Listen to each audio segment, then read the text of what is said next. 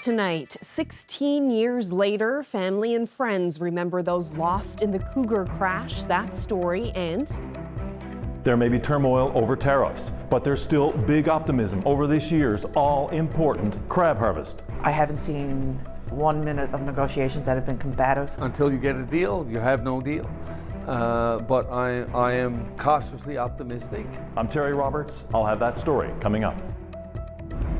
I do hope that you feel a familiar feeling. I hope you feel a welcoming feeling. Through art, we find a way to reclaim what was taken.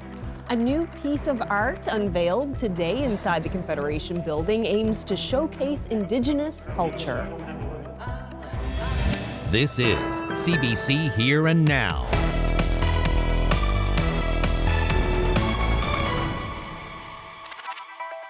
Good evening and welcome to Here and Now. It is almost time for the crab fishing season to start, but price is still a factor. Despite the threat of tariffs and some long days at the negotiating table, there is optimism about this year's all-important crab harvest. Here and Now's Terry Roberts reports.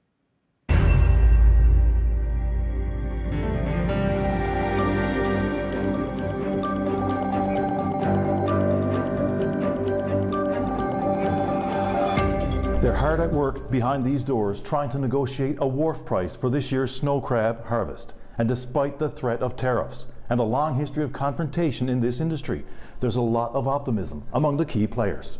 A full week of mediated negotiations at this St. John's hotel. Long days. Processors on one side, the fisheries union on the other. Plenty of sweat over how 25% tariffs in the U.S. and China, the two biggest markets, will affect thousands of harvesters and plant workers, but also confidence there will be a successful harvest, with boats heading to sea at the end of this month. For the first time in a few years, we're very hopeful that we're going to get started on time, get some product in the market, and everything's going to be moving smoothly. Until you get a deal, you have no deal. But I am cautiously optimistic that we are close to a deal.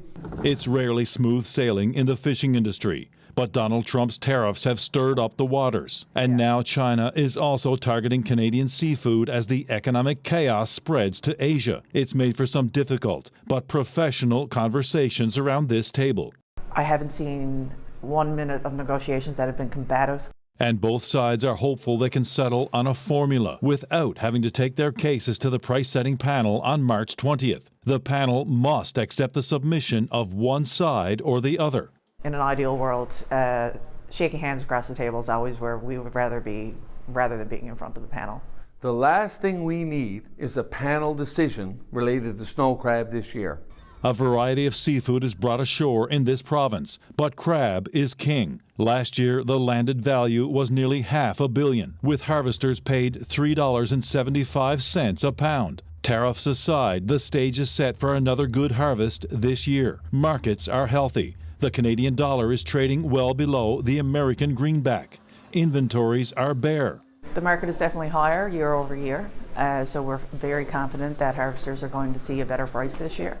Snow crab prices are likely to be above where they are last year.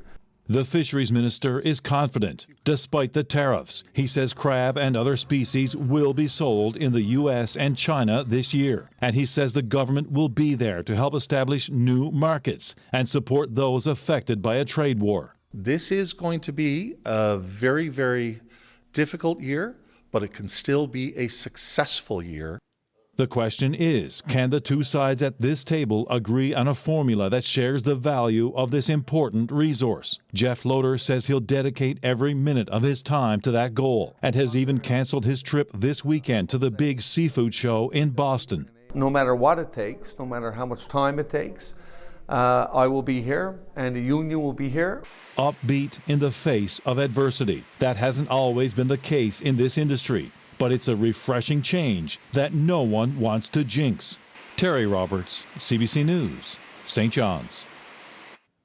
Well, the seafood sector will be one of the hardest hit by tariffs, especially after not just the U.S., but also China announced 25% tariffs on seafood products. Companies like Baffin Fisheries export 60 to 70% of its product to China, so that tariff will mean a major impact on operations.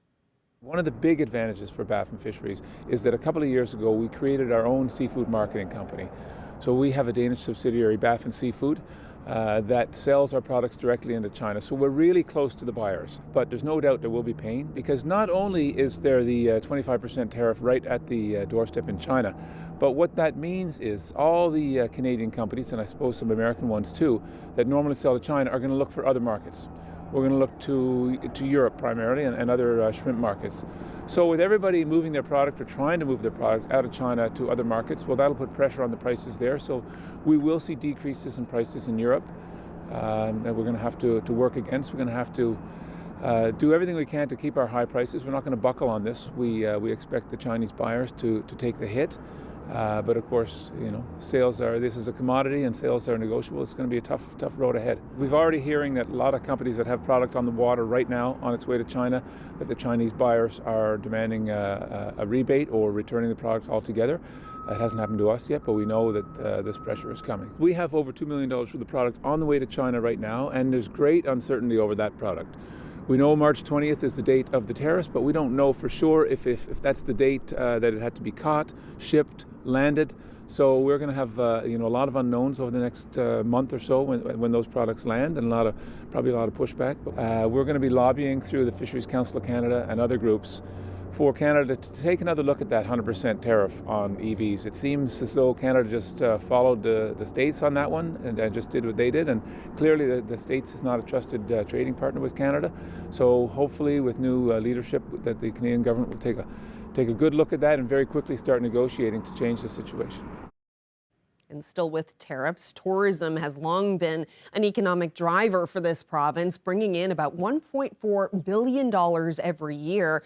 And even with a trade war with the United States, the industry is hoping to capitalize on a potential opportunity. Here Now's Heather Gillis reports. Tourism operators are getting ready for the annual Hospitality NL conference this week and for the season ahead. Outgoing Chair Deborah Borden expects this one will be busy. About 2.4 million people that have Newfoundland and Labrador on their bucket list. They're going to come at some point, whether they come this year, next year, whatever. With Canada and the U.S. trading blows over tariffs, the province is hoping to capture travelers who would normally venture south of the border. We're going to see a lot more Canadians. As you can see, people flying down south and everything are cancelling. But getting to Newfoundland and Labrador isn't easy. Today, Rural Economic Development Minister Goody Hutchings announced $6 million to make flying around the more isolated parts of Atlantic Canada more accessible. The goal is to get more seats into these smaller areas. So it's working with the airline partners. How do we get more seats and then get the bums in those seats? With 3 direct flights from Europe and the new Marine Atlantic ferry running all season, people in the hospitality sector are feeling optimistic at a time when so many other industries are worried about trade. So we remain optimistic. That doesn't mean we're not aware of the fact that there is a lot of stuff, I'll use that word, other than some other words that come to my mind, going on in the world today, and particularly south of the border. It's a feeling the Provincial Tourism Department shares. They believe the industry can withstand trade troubles, saying in a statement, "We're also optimistic about the upcoming season and the tourism industry's ability to weather the tariff war storm." With more Canadians reconsidering trips to the United States, Newfoundland and Labrador stands to benefit from increased domestic travel. Meanwhile, restaurateur Todd Perrin says the industry brings in new money to the province and thinks it needs more respect. Most of the bar and restaurants in Newfoundland and Labrador would not exist without tourism. We have a limited population here, obviously, and the demographics do not lend towards dining out and going to bars and restaurants and all that kind of stuff. As for any American tourists this year, Hospitality NL's new chair, John Devereaux, says they'll be treated just like any other visitor. Warmly. Heather Gillis, CBC News, St. John's. Well, in other news, today marks the 16th anniversary of the Cougar Flight 491 tragedy. The helicopter crash claimed the lives of 17 people in 2009. A small crowd once again gathered at the memorial by Kitty Vitty Lake to remember their loved ones. Well, it was very important to us, our family, because my brother was one of the boys who died. Normally at the anniversary of the time that Cougar Flight 491 went down, Many members of the family will gather here at the memorial, and we'll be here with them just to reconnect and to just offer a prayer and a blessing as we go forward on this day of remembrance and do all that today entails. Pete just loved the offshore. He could have retired at the time because he was the oldest one on the helicopter, but he didn't. He just loved working offshore, and I think he'd be very pleased to see people gathering in his memory now. Well, for a lot of families, it's just that to mark that moment that their lives changed forever, and to come together to get comfort and strength from each other, from the other families, from each other, and also from members of the public that also come and share in this time. But I think there's a dramatic improvement since the helicopter crash. I guess what I reflect on every year, it's those 17 lives lost, and their memory and the lives that they lived and the blessing that they were to this world when they were upon it. Yeah, you tend to share just some of those memories, a light chuckle or a little thing about them, that little nuance and so forth, and yeah, but just kind of catching up with them. And we've been journeying together for 16 years, and so you just tend to catch up as to how they're doing and how is their family and so forth.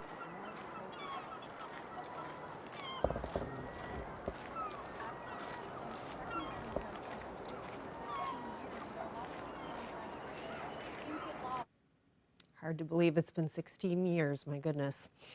Well, to some health news now. Some residents in this province will soon be eligible for a publicly funded shingles vaccine. The pre-budget announcement was made earlier today. The coverage will apply to anyone between the ages of 65 and 70 and to those over 70 who are immunocompromised. Shots will be available at doctors' offices, pharmacies, and public health facilities. While there are some supply chain issues, the health department hopes to start rolling out the program on June 1st. Meantime, the opposition questioned why only 2 groups will have free of charge access to the vaccine. We have to look at cost benefit all the time and ensure that we're providing the best protection we can and responsibly. So we know this is a really large cohort in that 65 plus group. We know that the risk of hospitalization from shingles increases after age 65. We want to make sure that we're balancing the best robust immune response that we can get with protection. Well, the RNC says the grandparent scam has returned to this province. Police received a report of a senior receiving a phone call from someone who claimed to be a family member in need of help, followed by directions from someone posing as an official telling the senior to immediately make a payment in order to resolve the issue. Now, the RNC is warning that no law enforcement agency or official would ever demand money over the phone. Well, according to the provincial government, 2024 was a record-breaking year for immigration. Immigration Minister Sarah Studley says Newfoundland and Labrador welcomed close to 6,000 new permanent residents last year, which has helped grow the province's population to its highest level since 1998. According to the Immigration Department, newcomers are helping fill crucial jobs across the province, including nurses and early childhood educators. In a release, government added that more than 80% of Ukrainians who have arrived in this province since 2022 have stayed. Well, we've got a cold front moving through. Temperatures behind that are much colder, especially for the west coast up across Labrador as well. But we've got some snow on the way thanks to that front as we head through tomorrow. That will be the story in the east. And then we look ahead to the lunar eclipse Friday morning. We'll be able to see it. I'll have all the details coming up a little later.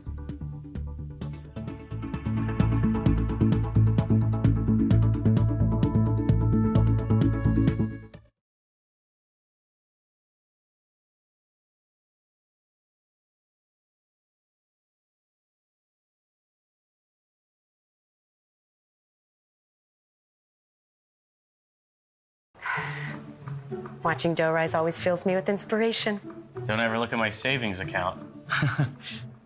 The dough doesn't rise. BMO has 2 simple ingredients to make your savings rise. Great interest rates and no monthly fees. Yeah, that would do it all right. Plus, get a cash bonus for opening a checking and savings account. So BMO helps your savings grow bigger faster. Like a triple dose of yeast. You're hired. What? No, I wasn't looking for it. Yes, chef. Yes, chef. Yes, chef. BMO.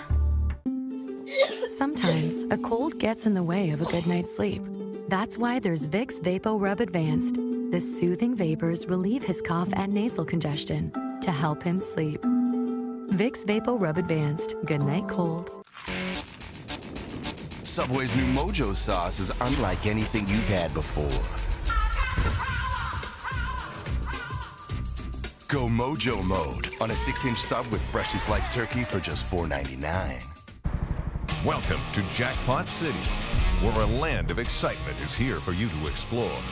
Enjoy classic casino games such as blackjack, or take a spin with roulette. Explore our exciting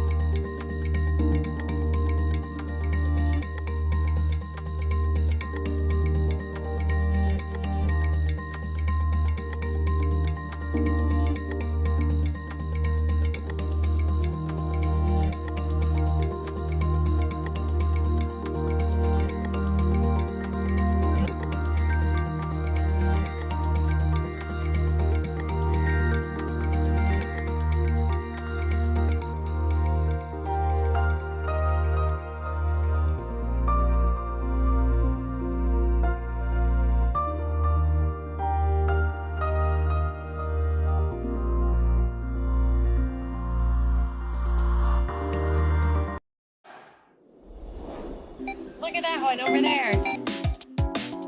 Is this good? Yeah, a little bit more. That felt good. Therapeutic almost. There's a wrestling ring down there. What's that about? This is wild.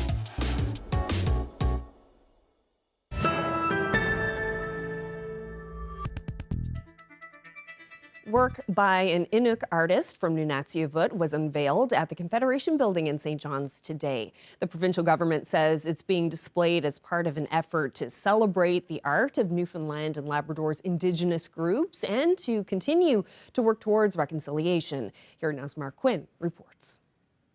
Artist Bronson Jack says his artwork is called The Journey. A caribou, polar bear, a minke whale, there's a lot of wildlife in a circular formation that's meant to evoke the feeling of being embraced by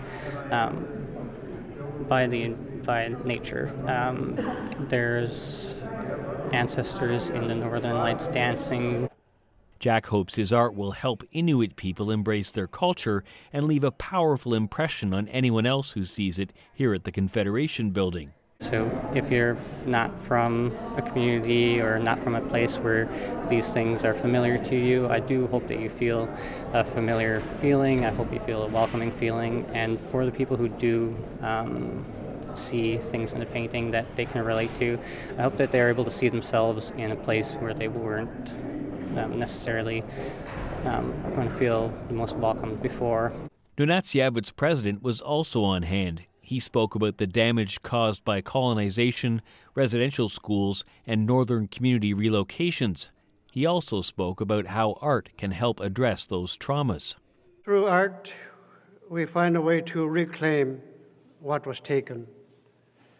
Through craft, through painting, through carving, we heal, we teach, and we celebrate our resilience.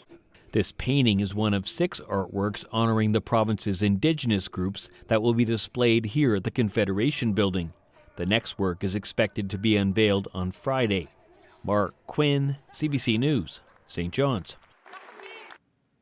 Well, the TSB released its findings today following the investigation of the sinking of the Elite Navigator. In July, 7 fishermen were lost at sea for more than 50 hours after the vessel caught fire and was lost. Attempted to extinguish the fire using fire extinguishers, but it spread quite rapidly. They abandoned ship, they put the life raft overboard, tried to collect the immersion suits, but with the fire sort of amidships in the vessel, 2 crew were unfortunately trapped at the bow without immersion suits. And in that total period of time, 8 minutes, they did manage to get those 2 gentlemen to jump off the bow into the water and get them aboard the life raft successfully and push off before the fire damaged the life raft itself. Yeah, they had a pretty extensive list of life-saving equipment, firefighting equipment, and emergency distress signaling equipment. In the case of the EPIRB, in the short amount of time preparing to go overboard, like the EPIRB can be activated manually, or if the ship should sink, it would float free and be activated, but it was damaged by the fire and the signal was never set off. We're thankful in this case that all 7 people were rescued, but there was lots of things that were done well, which we've highlighted in the report, but there's also lessons to be learned. And a couple of those key lessons, we believe, is that if fishing vessels are fitted with CO2 systems, it's important that the ventilation to the engine room is able to be sealed quickly.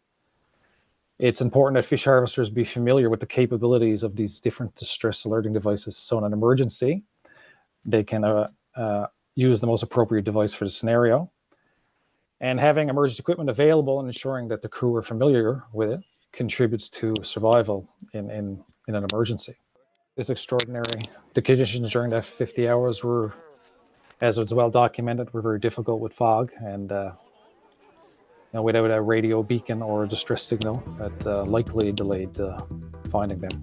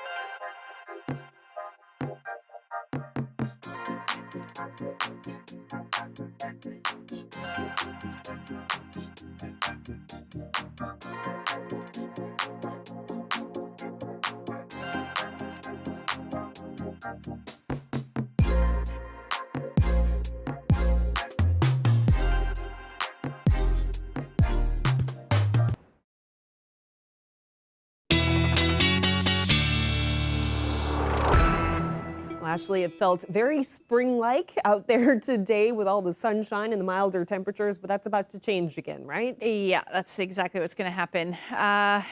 Yep. Temperatures today were lovely for most of us. Let's take a look at what's going on. We've got an area of low pressure, that warm front bringing that milder southerly flow, which is bringing that warmer temperatures in. Behind this cold front, though, temperatures have dramatically changed from this morning as that cold front is moved through. Up across Labrador, generally looking at the cold air moving in, and that will continue for a little while as well. So temperatures across the board, across the island anyway, we're between 1 and about 6 degrees through the day. Labrador, Mary's Harbour peaked at +1 today, and temperatures further west and then the north coast somewhere between -8 and -11. If we take a look at where those temperatures are sitting now, down to -2 in Corner Brook, still about 2 degrees in Gander and 3 degrees in the east, 3 or 4 degrees really in the east. But as this cold front continues to move through, especially tonight for central, you will see those temperatures dip down.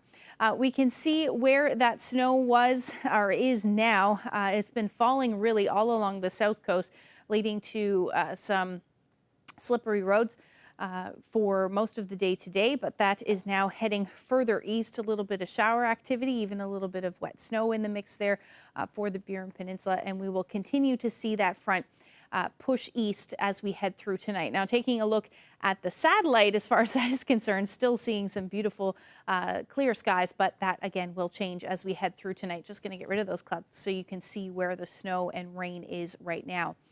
So taking a look at that front, as it continues to push or to drift east, we will start to see that snow on the Avalon and east, really the rest of eastern Newfoundland as we head through the midnight hour. And then eventually it's essentially going to stall over the Avalon as we head into early tomorrow morning, and that is going to bring some snow with it. I do think because temperatures will be mild tonight that we will see that start as maybe a rain-snow mix, and then eventually we will see some snow, and you can see that with the temperature hovering around +1 tonight. Otherwise, dipping into the minus single digits, minus double digits for the west coast, northern peninsula, and then between -18 and -25 across across most of the Big Land. So taking a look at tomorrow, we're going to continue to see that snow. Some of this could be, 1, maybe 2 centimeters falling in an hour. That will continue through the morning and then eventually drift further east. There's a bit of disagreement on just how much snow will fall and where it will fall. It will essentially just we'll figure that out eventually tomorrow once we see where it sets up. But that will determine who sees most of that snow. And by the time we get into Thursday evening, eventually that front will pull offshore, and we'll actually see a beautiful day for the rest of the island, although it will be cold. And that will be the case up across Labrador, where you see some snow move in through the day. So as far as amounts go, generally 5 to 10 I think is a good bet, but we could see higher amounts if we do see that stall a little bit more to the further west. But overall, daytime highs will be hovering -1, -7 as you head 6 or 7 as you head towards the west.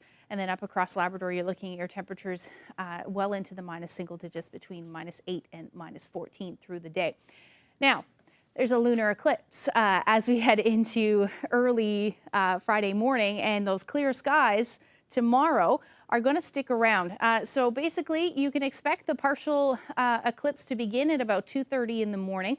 You'll start to see that the total eclipse by the time we get to 3:56, half hour earlier in Labrador, and then your maximum eclipse will be at about 4:28, with it ending by 5 o'clock in the morning. So if you want to see it, you got to get up nice and early on Wednesday or on Friday morning rather, and we'll see that partial eclipse end by 6:17, and a good depiction of what that's going to happen there.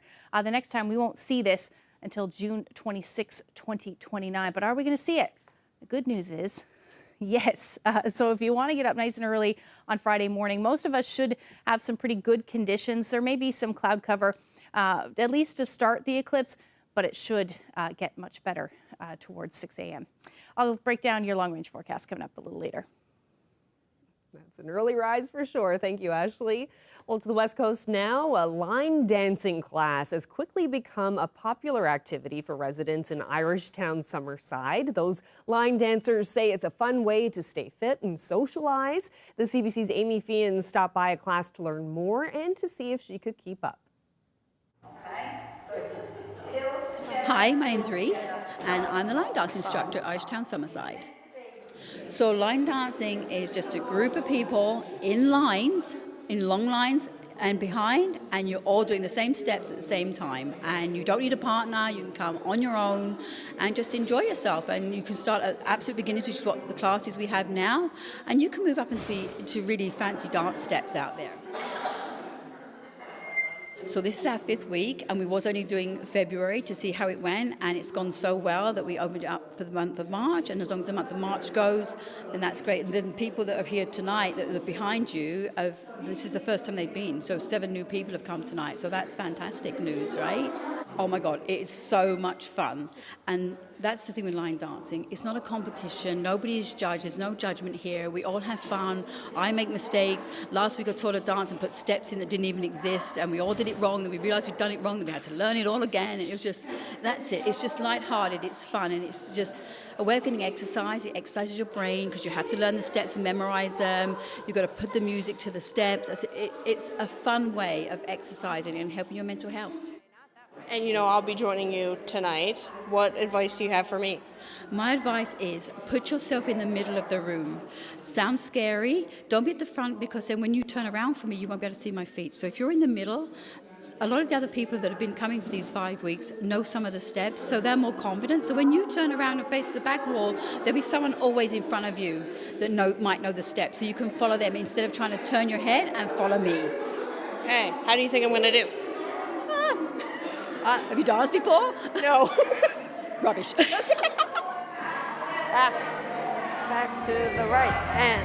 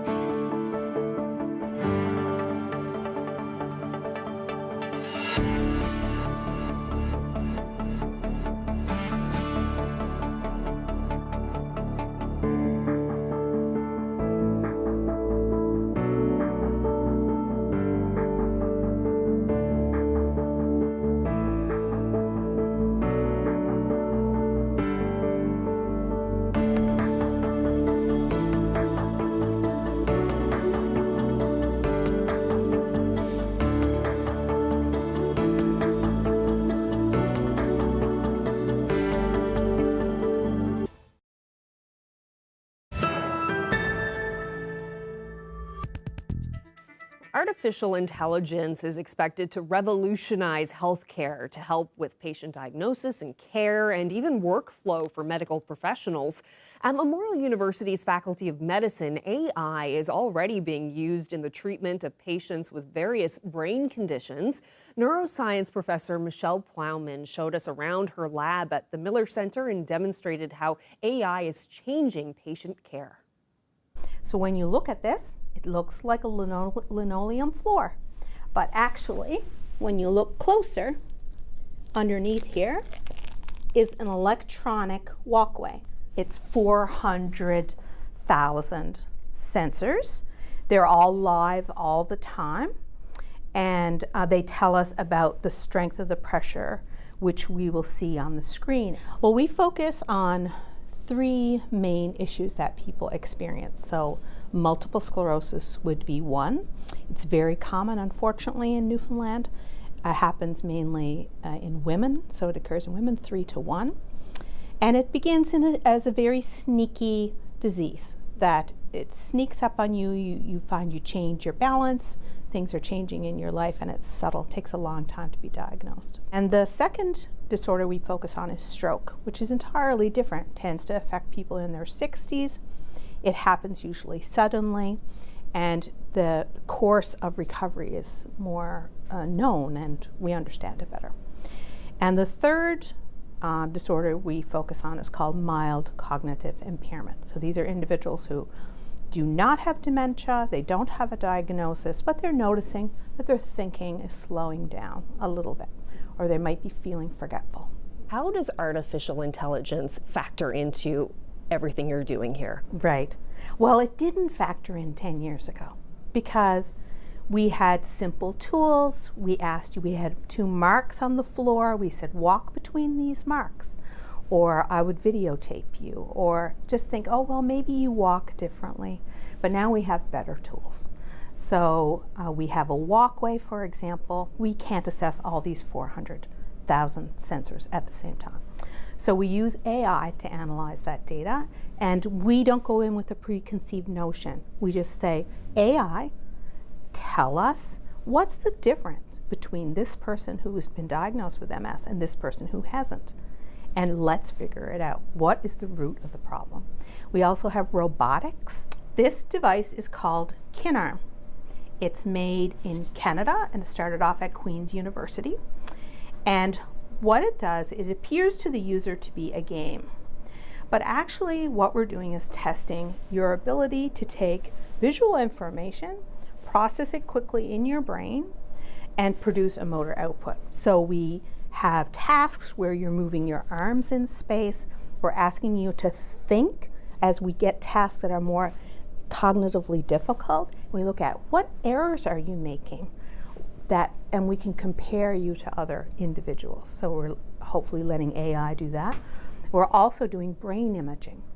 So we use a cap on the head, and the cap emits light, and that light is dissipated depending on the amount of oxygen in your brain. And of course, neurons in your brain use a tremendous amount of oxygen and sugar. And so we might have 50 channels of information going off in your brain. And so we've just started to use AI on that data. I hear the word game changer a lot with artificial intelligence. How big has it been for what you do? We're just starting in this whole field, but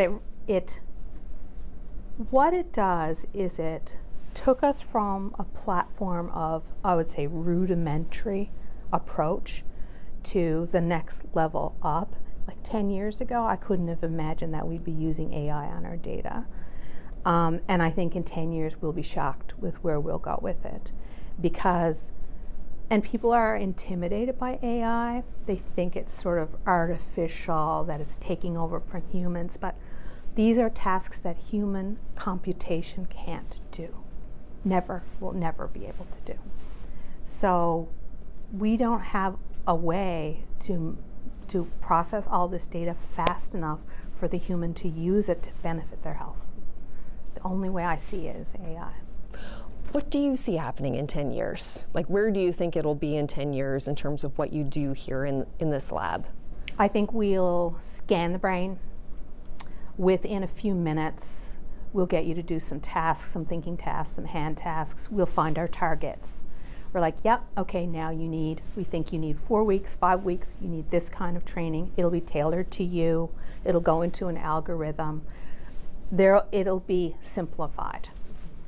But that's a new way of doing things.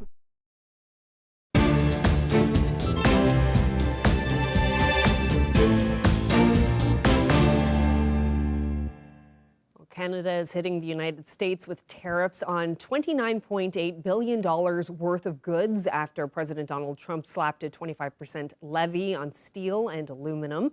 The dollar-for-dollar retaliatory tariffs will take effect at midnight. Vanessa Lee has the latest. Canadian officials say the new levies target $12.6 billion in steel and $3 billion in aluminum.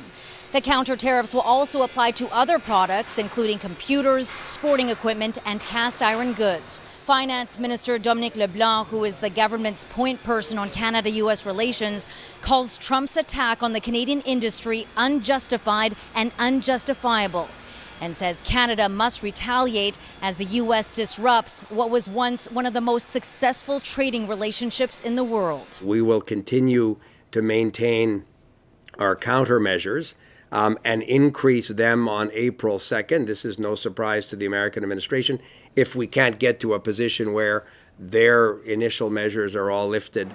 Prime Minister-designate Mark Carney was in Hamilton, Canada's steel capital today. He says he will make sure proceeds from Canada's tariffs go back to support workers in the affected industries here, adding he believes in open borders, but Canada is doing this in response to Trump's actions. We are ready to sit down with the Americans, with the U.S. government. I'm ready to sit down with President Trump.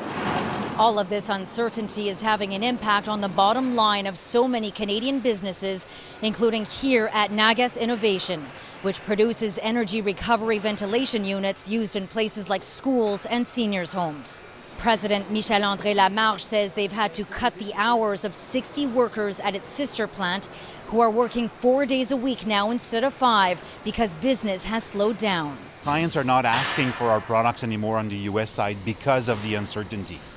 Some orders have been canceled or just deviated to U.S. suppliers. So we are losing orders on the U.S. side, which is only 20% of our sales right now, but it's 100% of our growth. That's where we wanted to grow. And now that's being, demolished. Even though Ottawa has announced $6 billion in aid for affected businesses, many say that will do little to help, considering the magnitude of contracts and relationships at stake. Vanessa Lee, CBC News, Varennes, Quebec. Well, the Bank of Canada has once again lowered its benchmark interest rate, this time by a quarter point amid the ongoing trade war with the U.S. The key lending rate now sits at 2.75%, the lowest in almost 3 years. Bank of Canada Governor Tiff Macklem says the Canadian economy started strong this year, but the on-again, off-again trade war with the United States is starting to weigh on the economy.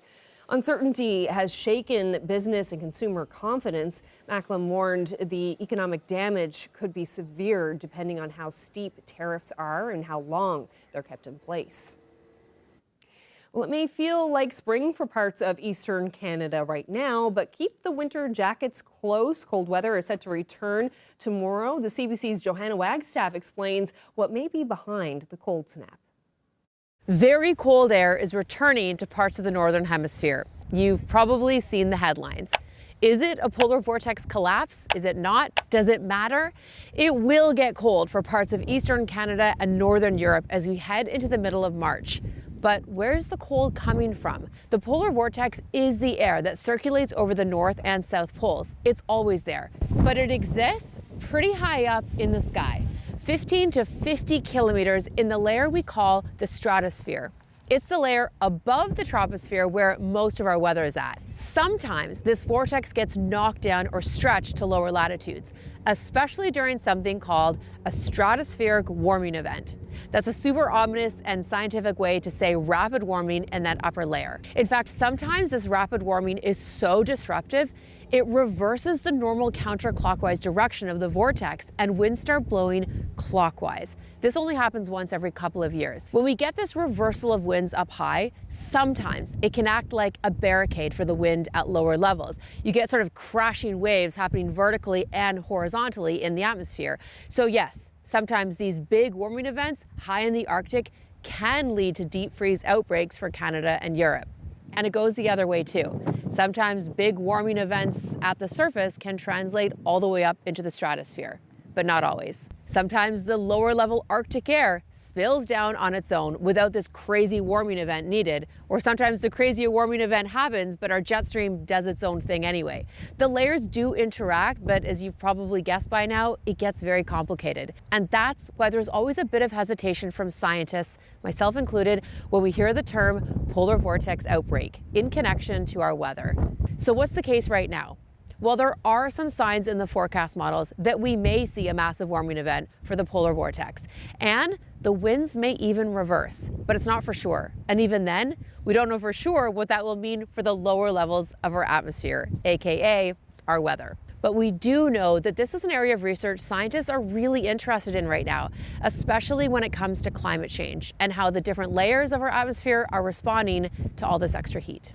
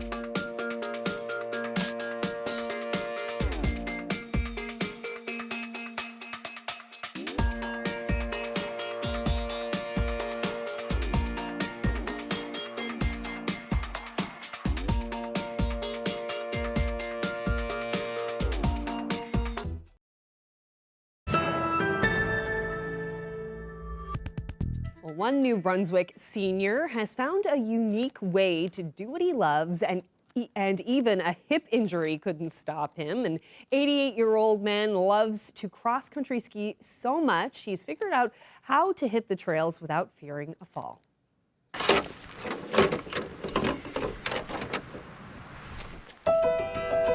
My name is Fernand. I'm 88, and I like to come here in the park because I used to come here with my father before. I started to ski when I was going to school way back. Hi, my name is Morris Votor. I'm Fernand Votor's son. He just loves to ski and comes here for 3-4 hours per week skiing at the Cushwack Park. At first we said that's the reason that he had injured his hip. He was playing on ice. He was curling when he went up curling and he cracked his hip and had to get operated. I couldn't go outside no more. It was a long winter, and I figured I gotta rig something I can walk outside. So while he was home, he came up with the idea that he wanted to put skis on so he loved the outdoors and in the woods, and so he just wanted to go out and be able to have more balance to walk on ice and on snow, and that's when he came up with that idea by himself. I had 2 pairs of ski, put one ski on one set on the walker, and the other set to my feet.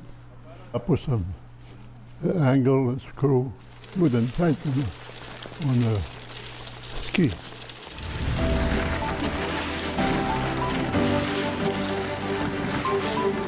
When I ski now, I know I'm safe too. I'm not scared of the fall. Sorry.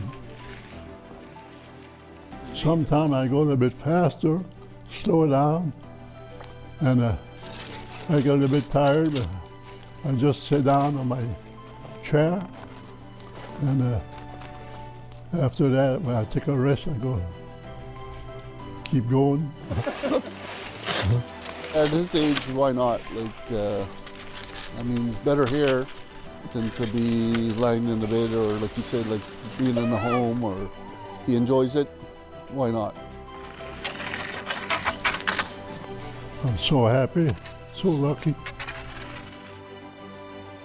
I hope I lived 100 anyway. Yes, it does make us proud. It all depends what kind of ideas he comes up with. I hope I stay home the rest of my life. I want to die in my bedroom and do some ski. Yeah.